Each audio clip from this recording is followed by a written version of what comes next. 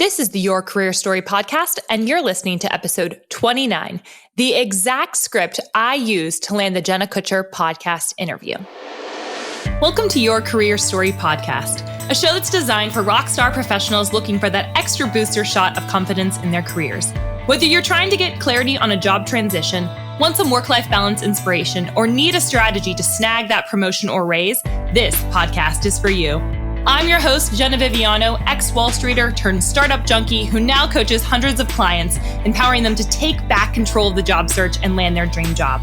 So sit back, grab a glass of wine, and prepare yourself for your weekly boost of career confidence.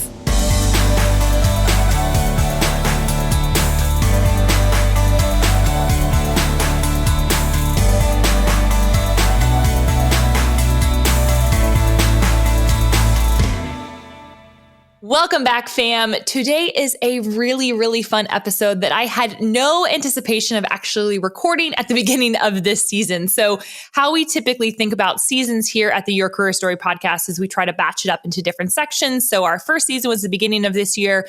We did it on just having different interviews of people in different fields to talk to them about what they do in their career. We sprinkled in some workshop style podcast episodes. The summer was all about work-life balance and rest and how that incorporates into work. And then this whole fall season, we wanted to be very practical, very tactical advice for people to leave every episode, do something with, and then hopefully be able to change their life and change their careers. So I did not anticipate to do an episode that was more entrepreneurial in nature. I've been trying to do everything that's very 9-to-5 focused for my 9-to-5 friends that don't get enough love in my opinion. And so with this episode specifically, I honestly didn't know when we were mapping this all out for the fall that I was going to be on Jenna Kutcher's podcast. So for those of you that are listening because you found me through Jenna Kutcher, welcome. I am so excited that you are here. And for some of you that may not know who Jenna Kutcher is, she is an awesome entrepreneur, online entrepreneur who teaches other people how to become entrepreneurs. She's actually done it herself in her own business. So she's just not some random person that's randomly teaching people how to do something she's never done before. She has done it herself. She's super talented, super gifted. Anyway, she has an amazing podcast that you should check out called the Goal Digger Podcast.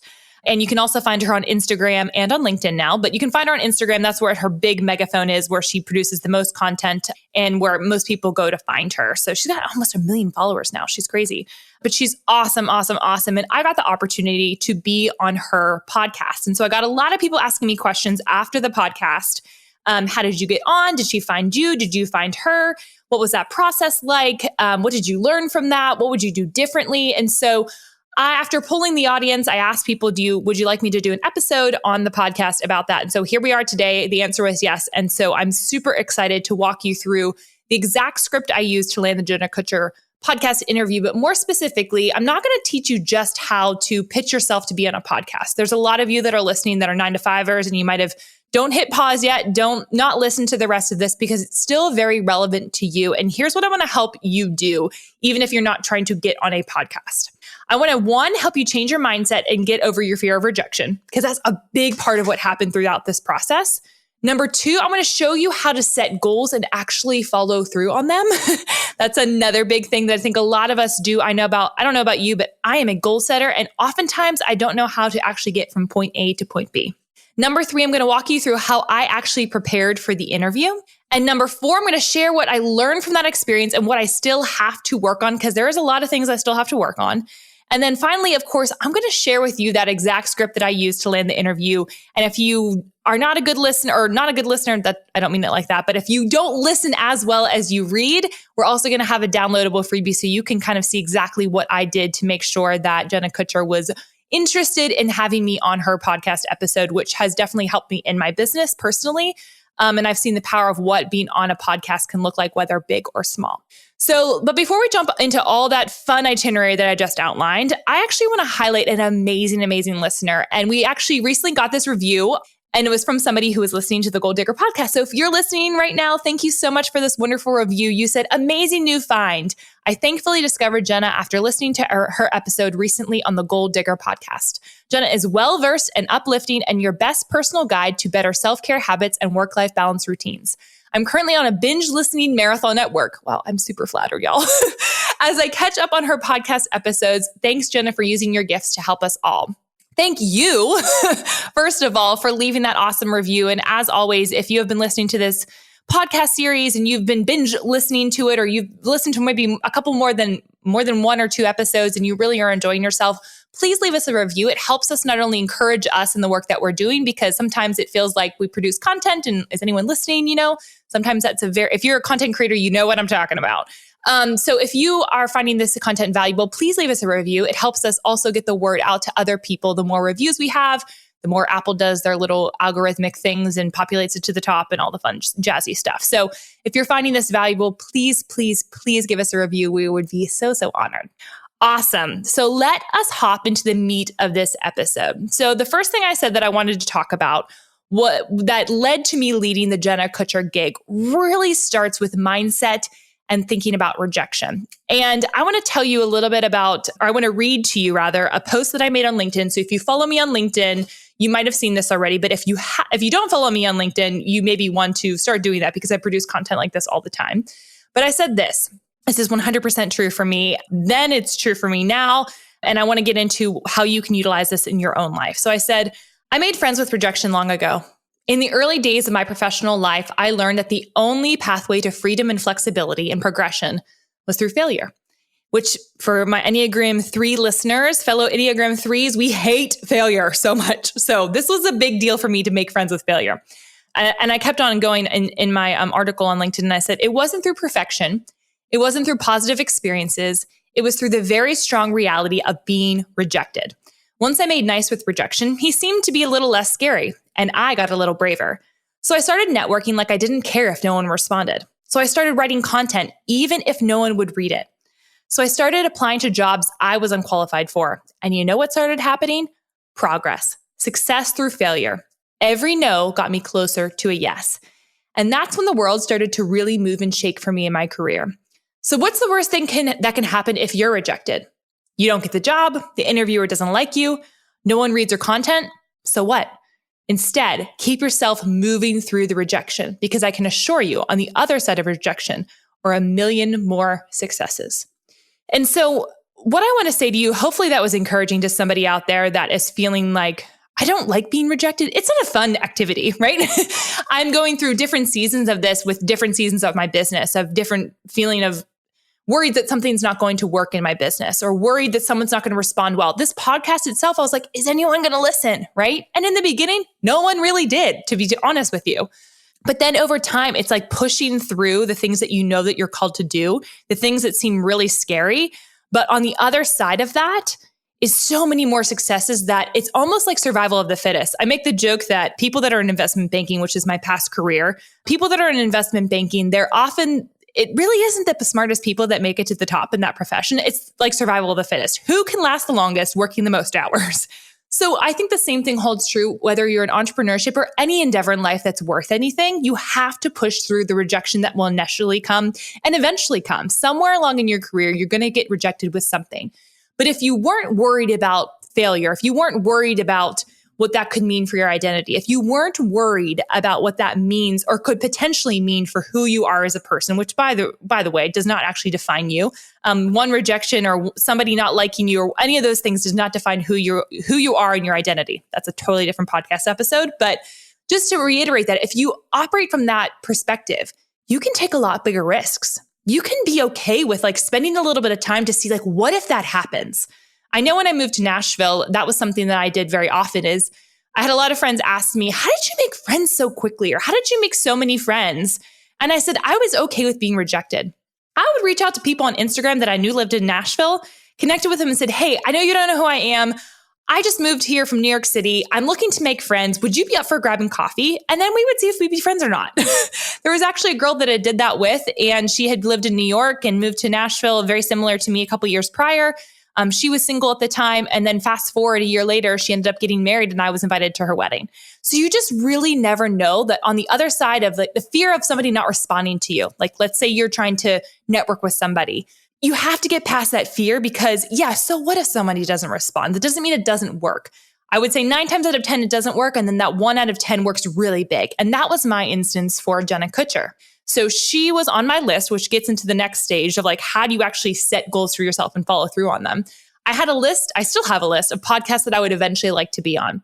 Hers was on like my like top tier list. I was like, I would love to be on her podcast one day. I don't know exactly what I would be on for, but I would love to be on her podcast.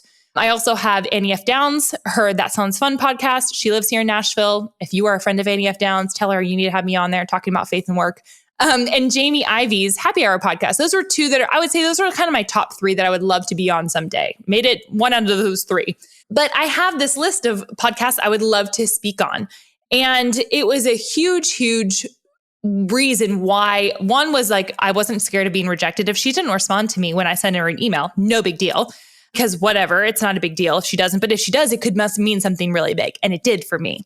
So with that, I think it's so important for us when we have these big, massive goals, write them down. There is something about believing something in the spiritual and writing it down in the physical that makes those things come together. I know that for myself, and I'll probably do an episode about this, about singleness. I'm 30 years old and I just met my other person, my significant other this past year. And for me, I know that there was a lot of seasons where I did not know when he was coming. I had no clue where he was. And I had to do something that I was believing for in the spiritual. I was believing that I was going to get married someday. And I would do things in the physical to initiate that or to solidify that of what I was hoping and believing for. So for yourself, if you're hoping and believing to be on a podcast, if you're hoping and believing for becoming a course creator, if you're hoping and believing for that dream job that you have, write it down today and start making that come to fruition in your mind. Another thing that I did in the past year, again, this whole idea of spiritual and physical meshed together, I had written down probably about last year, kind of like a manifesto or like a vision of what I would envision my life to look like, or things that I wanted to accomplish, or people I wanted to be connected to, or all these different things, right? And one of the main things that I wrote was that I wanted to be the Dave Ramsey of careers. Now, I don't want to be Dave Ramsey. I think he's built an amazing business though, and I want my business to look how his business had looked. And I got the opportunity to meet him this past year, which was so fun and so amazing and such a God moment where I got to sit there and be like, I wrote that down. That is no coincidence that I am now here talking to this man who I wrote that I wanted to have my business like his. And so you just never know how God's going to move. And that's my personal opinion. But I think that we have to have faith that things are going to happen. And part of that is to create a goal, to have that vision, write it down, and to start moving in that direction. It doesn't need to happen tomorrow for it to be successful. It just needs to happen eventually. So one of my goals is to write a book. It's not going to happen tomorrow. I'm okay with a long play. And I think having that, holding our goals very loosely, I think there's a lot of conversation nowadays about having SMART goals. And I think that works for some people. It does not work for me. I do not like having a time frame on something that is related to maybe revenue amount, or by this time I have to have my book published by somebody else. Like that, so many things are out of my control. I've learned to hold that a little bit with a hands up approach and not clenching it like I'm going on a roller coaster. And when I do that, it becomes more fun. I'm more at peace. I'm more okay with things happening when they happen. So for me specifically with the Jenna Kutcher podcast, I'd written down probably about a year ago that I wanted to be on her podcast along with all those other podcasts as well. And so there were things that were happening in my life and how I was starting to build myself up to prepare me for that moment. It was a big picture goal, not a small, minute goal, but I was moving every day towards that space.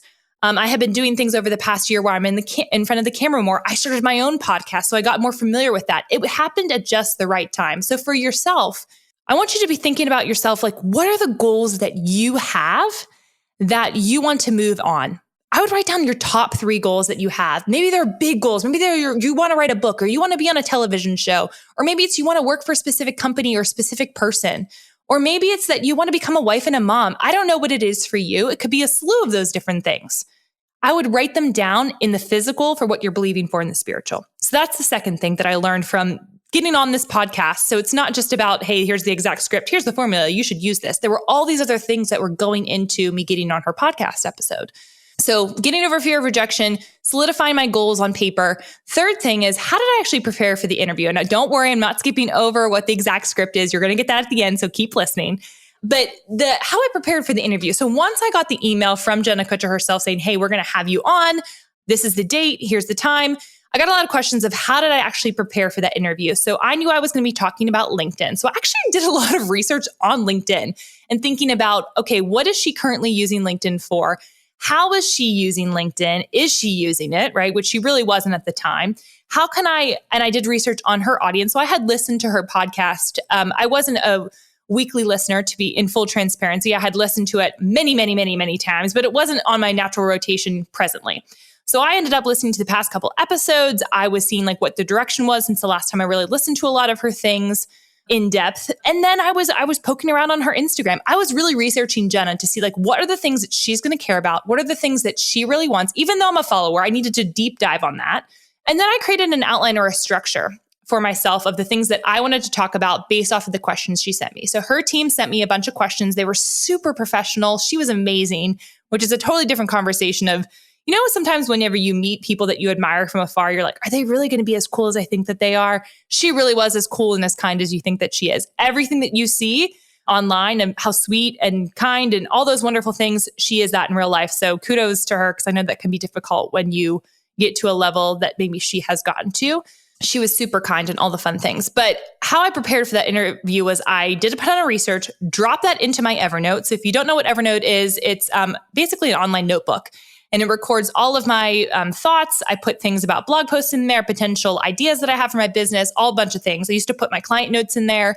So I would dump all that stuff into an Evernote. And then I created an outline. From that, I thought to myself, okay, based off the questions that she's asking, how could I create a structure that her listeners, because I know that structure really matters. I create structures when I'm creating my own podcast episodes. So when I'm about to be on a really big podcast, especially, I want to make sure that the pathway that I take or that I teach when I'm giving practical tips to potential listeners is I want it to be very methodical. I want it to be very step by step so people understand what's going on. Structure really matters. So I created a structure for that as well. And then I also checked my tech, which by the way, did not work when we were recording our episode. It kept on cutting out. The internet was a little funky. I think on both ends. She was in a hotel, I think, recording hers. I was at home in my closet, burning up. I was so hot. But I did check my tech a couple of times just to make sure my internet was working well, all that fun stuff. So my preparation was, because I was an expert in the subject that we were talking about, I knew a lot of the things that she could potentially ask and I had answers for it. And then I also created that outline and structure to make sure that I was prepared just to rein us back in case we got a little bit off topic, which often happens when you're in an interview style podcast. So those are kind of the three things I did to prepare for the interview. Hey y'all, I wanted to pop in here for a couple of quick announcements. One, we are so grateful that you are a part of this community. You have been cheering us on, pointing to which episodes have been most impactful for you, and sharing with your friends. Please keep doing that. We're so encouraged by it. If you've been around for a while, we would be honored if you gave us a review on iTunes. By you giving a review, you're helping other people find this weekly career advice goodness. I firmly believe, and I know you do too, that if more people showed up loving their work, it would be a better world to live in. So please head on over to iTunes and give us a quick review. It should only take about 10 seconds. Now, if this is your first time joining us, welcome, welcome, welcome. We are so glad to have you be a part of the family. We firmly believe in bringing the human back into human resources over here at the Your Career Story podcast. So if you would like to put a face to the name, I would love to meet you. Feel free to connect with me on LinkedIn. Just search for my name, Jenna Viviano, and that is Jenna with one N. Or you can find me on Instagram at Jenna_Viviano. Again, that's Jenna with one N. And message me telling me what you've been listening to on the podcast. If you do that, I'll send you a freebie to kick your career into high gear. So just to recap, if you've been a listener for a while, give us a review on iTunes. And if you're new, let's just get connected on LinkedIn or Instagram. Oh, and make sure you hit subscribe. All right, friends, back to the episode. Now, some of the things that I learned from this interview and some things that I still have to work on that I think could be really valuable for you. If you are a content creator, you're an entrepreneur, you're producing content, you're really encouraged whenever something goes well and you think that, oh my gosh, when I get on XYZ or when I get XYZ media hit or when I'm featured in here, it's going to be the thing that makes my career. While I think there is some truth to that, it could be a pivot point. You are never going by one thing. You are never going to transform your career by one thing. I heard this phrase before that it is the power of like 1,000 cuts that is actually going to make the need to move forward. So her podcast episode was just as important for me to prepare for as somebody who maybe is just starting out their podcast. And here's why. Because no matter where, you're never going to get all of your listeners that are all of your things aren't going to happen with one podcast episode. So I think that I was expecting whenever that went live, that I was going to get all these people, like thousands and thousands and thousands of people, and it was going to make my career and da da da da. When it actually happened, I did get a huge amount of people that came through my doors. A lot of you are listening now because of that podcast. That did happen.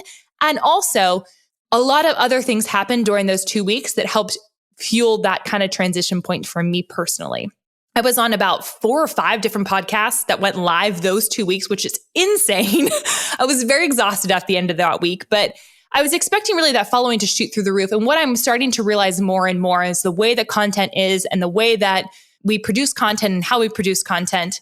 We have such short attention spans. So I think really what does really well is when you are constantly thinking about it's death by 1,000 cuts, right? So you have to be attacking from all different avenues. And that may feel exhausting, but I feel like it also helps free you up so that if you are on something that feels really big, there will be something really big that happens again. And everything is important and of equal playing field, even if it feels like, oh my goodness, there's thousands and thousands and thousands of people potentially listening to this. I can't screw up. So that was one thing I learned on. I also learned that it's okay to have humble beginnings.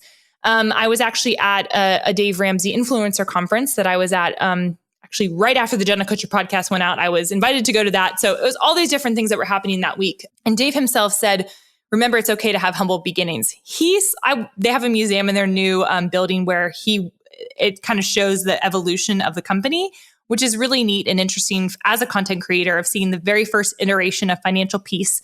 And he sold them out of the trunk of his car. And he went into video stores because bookstores wouldn't sell his book. I mean, this is a man who's created a multi-million dollar company, has tons of employees. Their facility is beautiful and they're really accomplishing something and have a movement. And so, but he started with just one man with some books in the trunk of his car.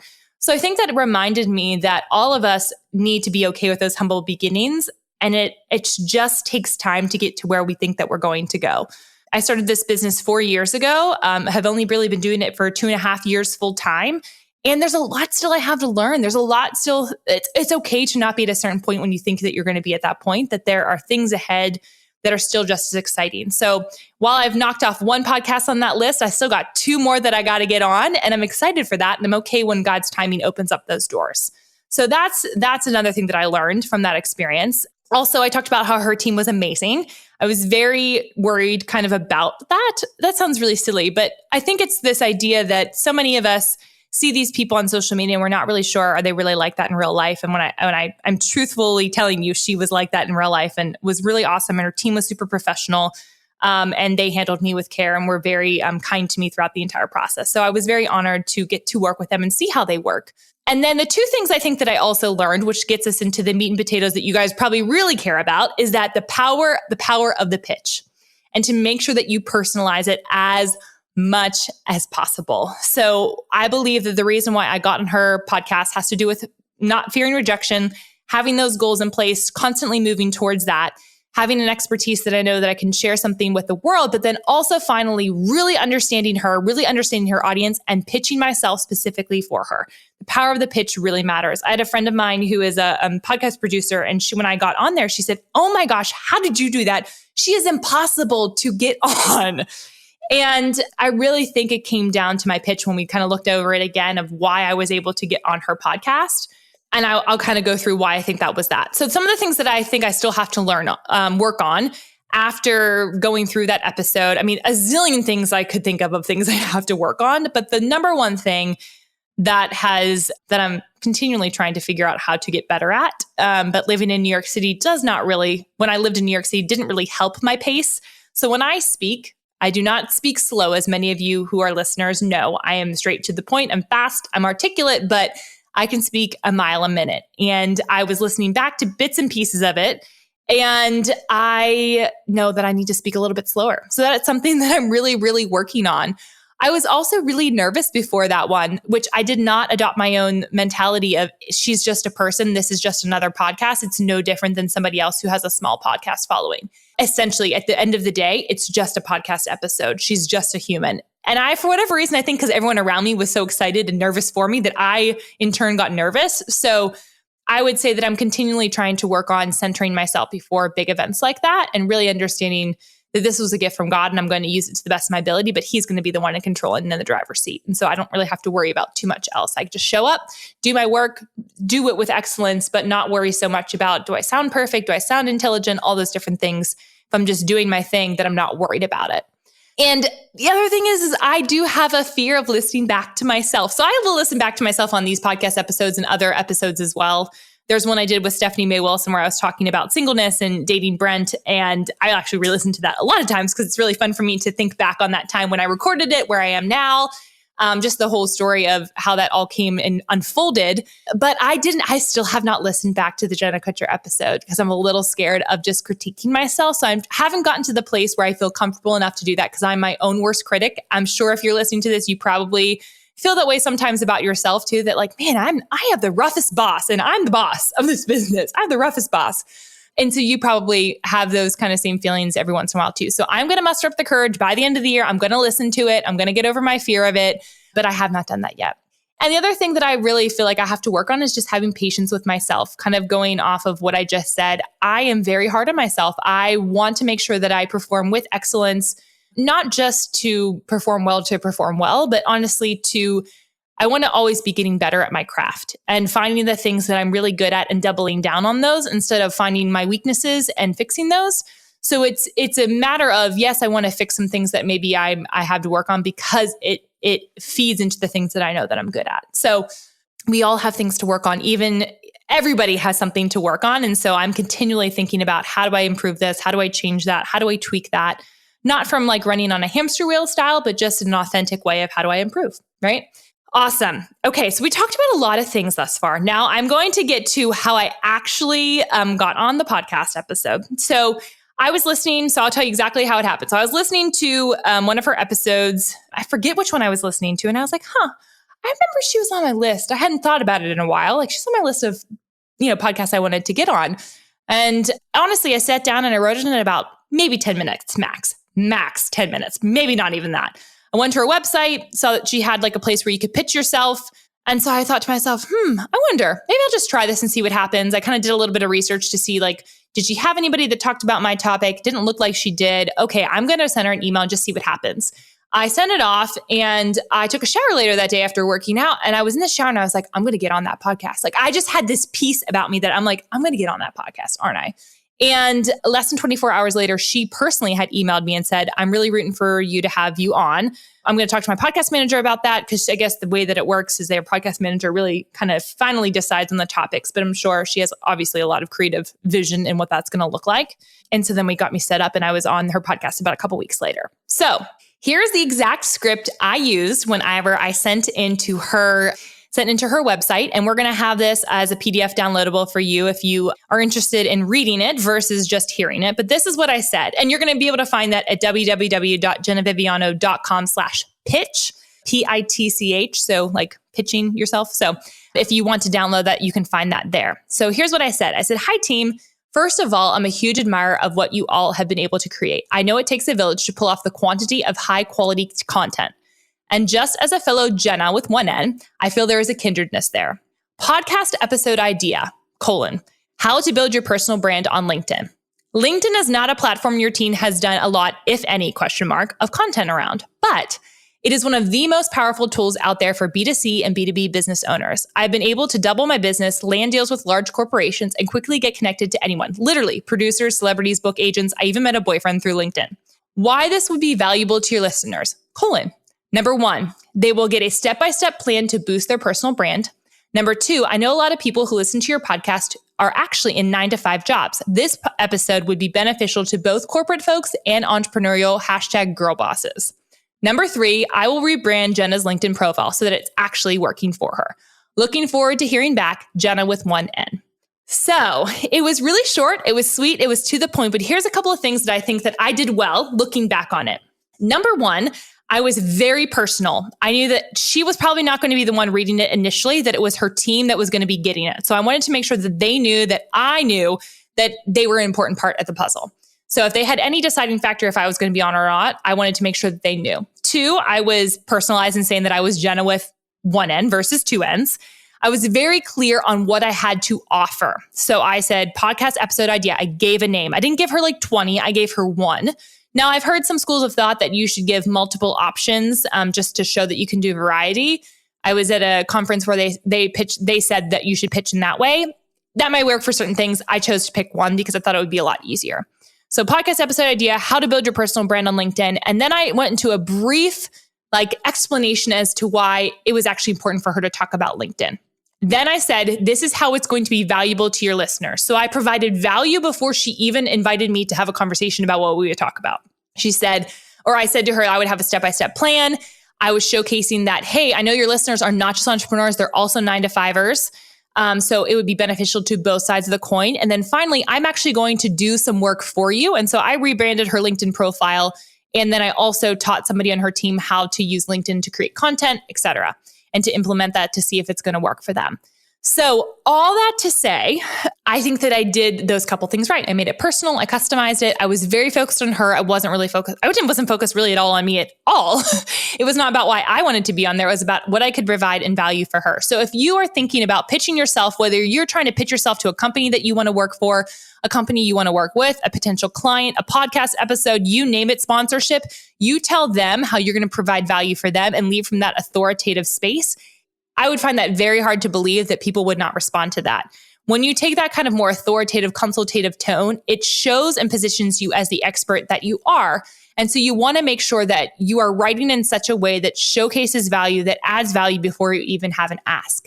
So hopefully this was really helpful, friends. Again, if you want to see what the actual writing looks like, I would go to www.jennaviviano.com/pitch to check out what the full thing looks like, and we'll have that for you. But hopefully this has been really helpful and inspirational and informational. That's really the goal with all of these podcast episodes.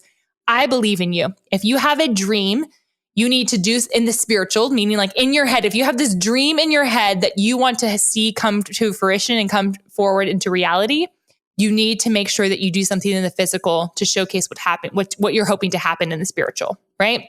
You never know also what is on the other side of an ask. All I did was ask. And I really didn't even ask her, quite frankly. I just showed up and said, here's how I can provide value. And she was on the other end saying, yes, I want that person on there because she knows my brand. She knows I haven't talked about LinkedIn. She understands what we're trying to accomplish. And she's going to be able to provide free value for my listeners. Why would I not have her on there? So hopefully that encourages you guys as you're in the process of figuring out what you want to do next or how you want to pitch yourself, maybe to a company or to a sponsorship or an organization or whatever it looks like for you in your career. I believe in you. You can do it. Set those goals, set that vision, and move forward. Don't be scared of rejection. It's okay. It's not going to kill you. All right, friends, tune in next week where I'm going to teach you how to write a killer resume in 48 hours. You definitely don't want to miss this. Until next time. Hey, y'all, thanks so much for listening to Your Career Story podcast. I would love to get to meet you. And there are a couple of ways that we can connect in between episodes. First and foremost, you know I love my LinkedIn. Second is via Instagram. And third is over on my website. I actually have a special spot just for you full of fun, free resources. So all you have to do is go to www.jennaviviano.com/resources. Super simple for a bunch of freebies that will help you boost your career. Hope to see you next week.